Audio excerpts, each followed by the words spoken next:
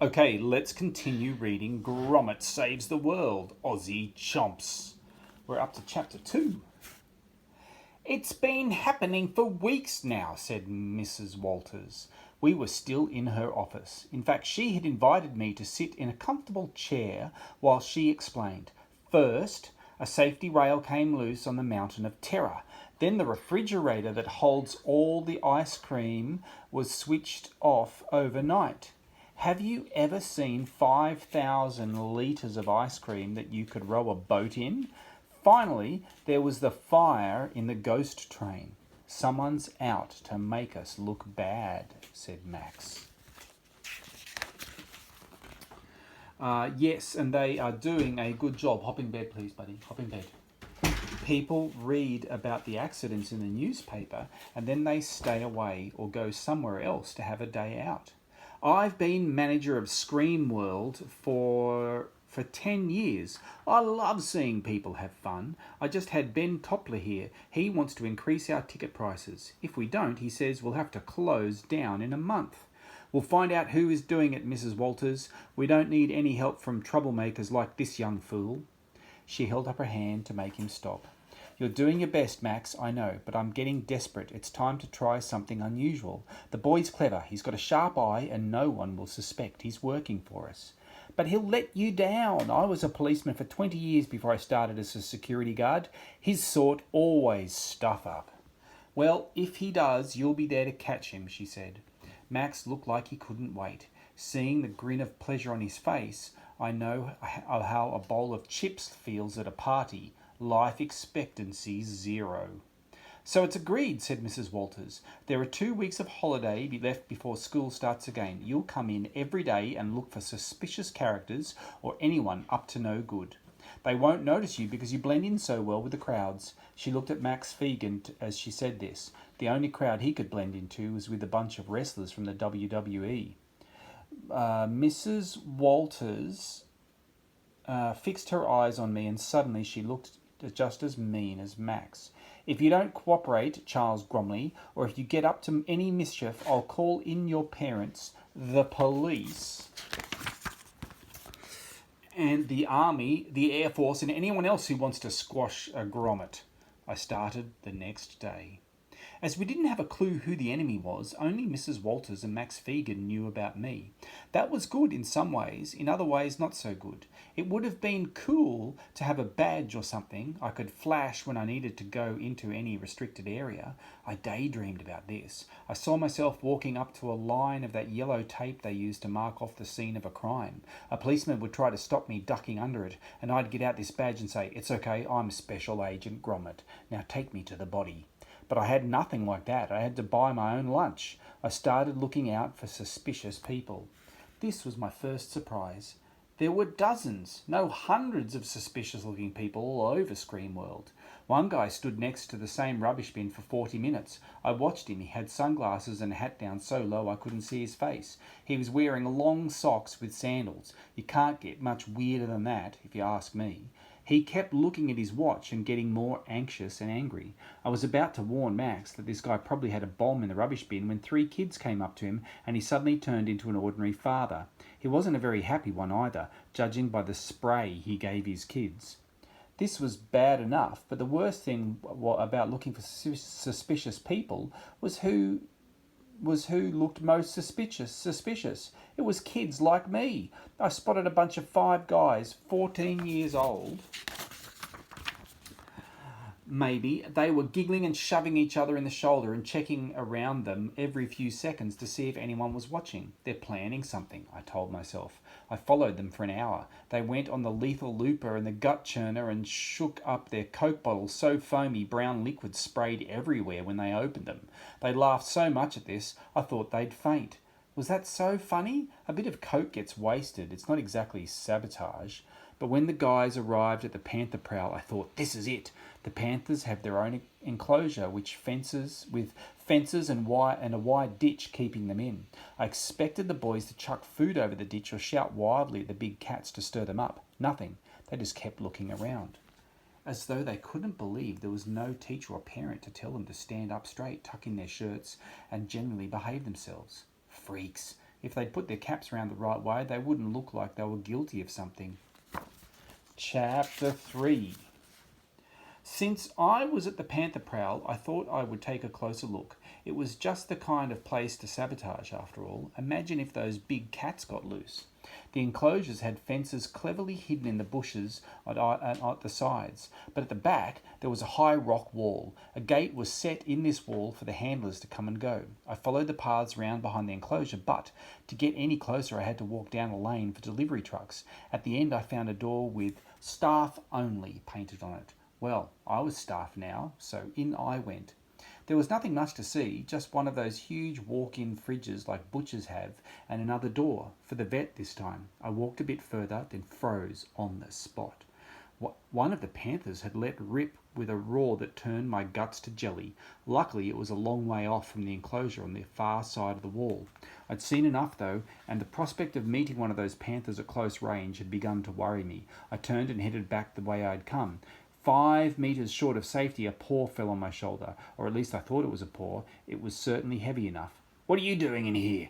This seemed like a fair question. I wasn't surprised to hear it. The surprise was the voice. It was hardly a human voice at all. It was like something from a bad sci-fi movie, one where the robots have taken over the planet and get nasty with human beings.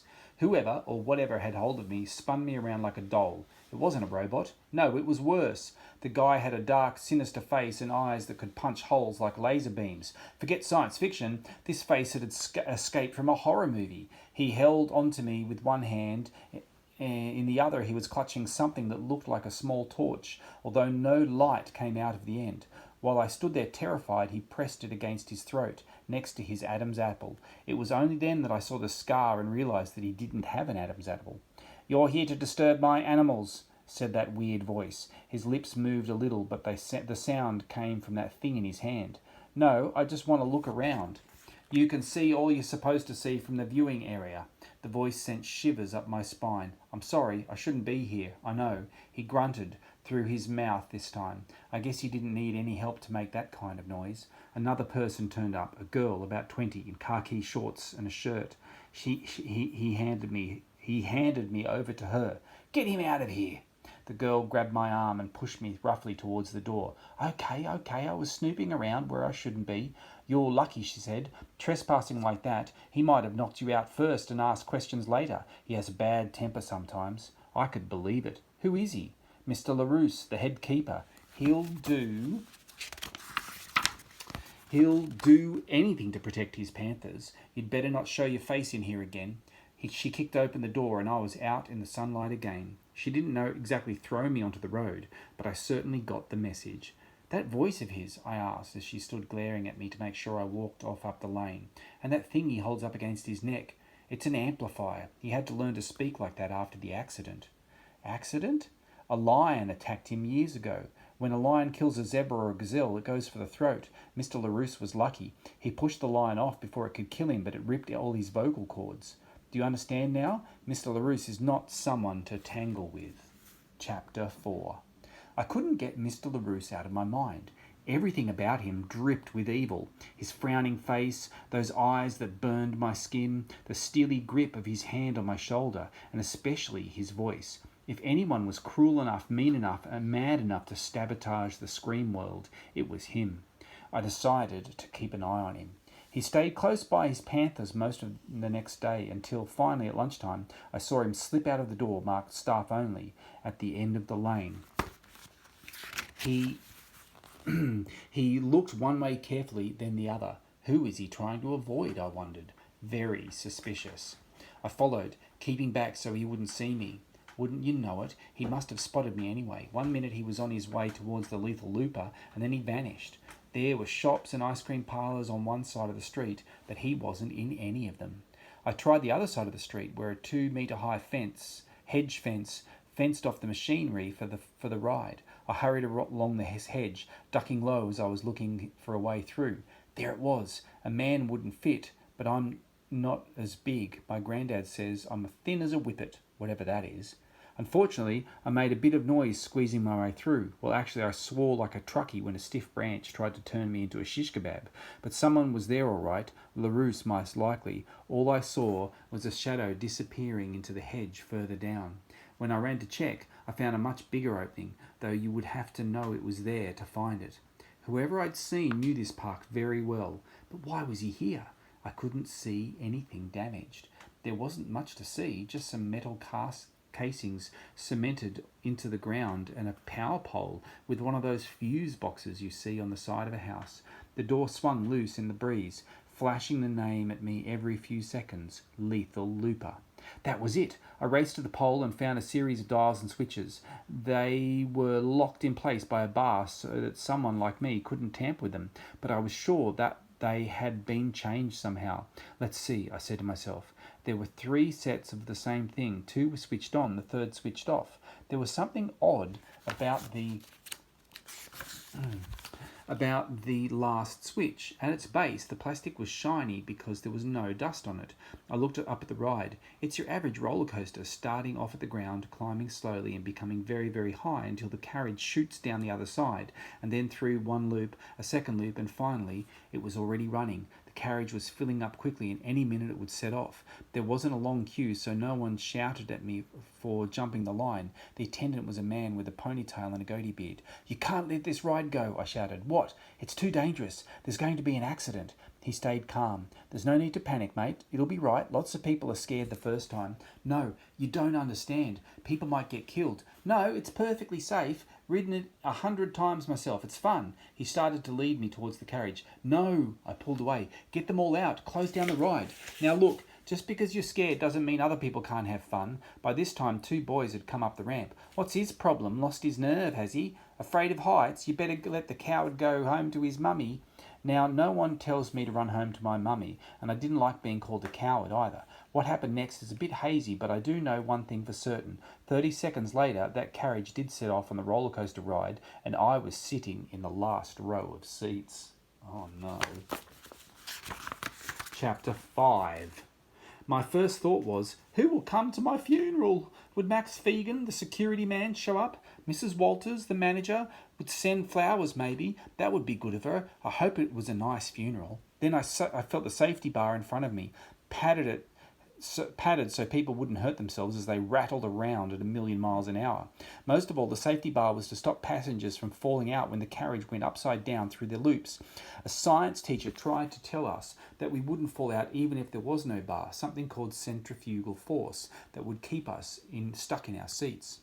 After what was about to happen to everyone on that roller coaster, I'm going back to see that teacher and tell him what he can do with his centrifugal force.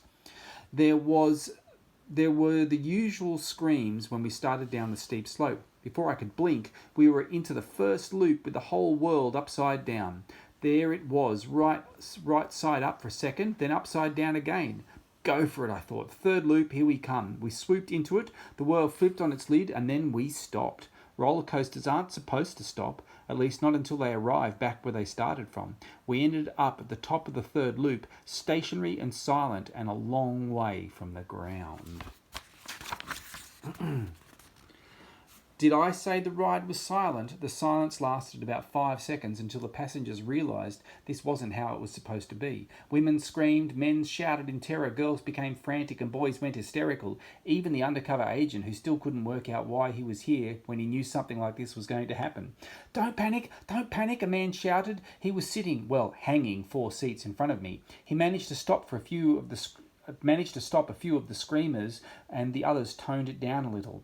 "We'll be okay. The carriage can't fall from these rails. We just have to wait until they rescue us. Don't do anything silly, and we'll all walk away alive." He obviously knew more than my science teacher, and it looked for a while like everyone believed him. Then a boy in front of me, one of the pair who had called me a coward, started up again. "I can't stand it. We're too far up. I've got to get down. He started to push at his safety bar. "No," shouted the man who had calmed us all. "Stay where you are. It's your best chance." The boy wasn't listening. The safety bar was locked in place, but he was a weedy little kid like me, and I could see that he was wriggling his way free. "You'll fall," I told him. "Shut up!" Once he was free of the safety bar, he was dead meat. "Hey, what are you doing?" cried the girl in the next seat when she saw me squeezing around the end of my own safety bar. "You'll both be killed." "Good point. Look, there's a truck coming." She pointed towards it, which is hard to do when the whole world is upside down. I had seen this kind of truck before. They're called cherry pickers, though I've only ever seen council workers use them to reach the top of power poles. No cherries up there. All we had to do was wait, and we would be picked off like, well, cherries. Tell that to the maniac who was still struggling to get free. The truck was closer now, but it wouldn't get here in time. I had to do something. The girl's words rang in my ears. "You'll both be killed." I looked at her and noticed something I don't usually notice about girls. What she was wearing, starting at the bottom. She had long blonde hair, earrings that dangled the way down, a white top with some narrow shoulder straps, and on top, jeans and a pink belt. I even asked her to borrow part of her clothing, and I've certainly never done that before. By the time I strained and pulled my way free of the safety bar, the frantic boy in front had squeezed his own way out. As soon as he was free, he fell. I just had time to lunge forward and grab him with the best tackle I had ever done in my life. I wish my footy coach was there to see it.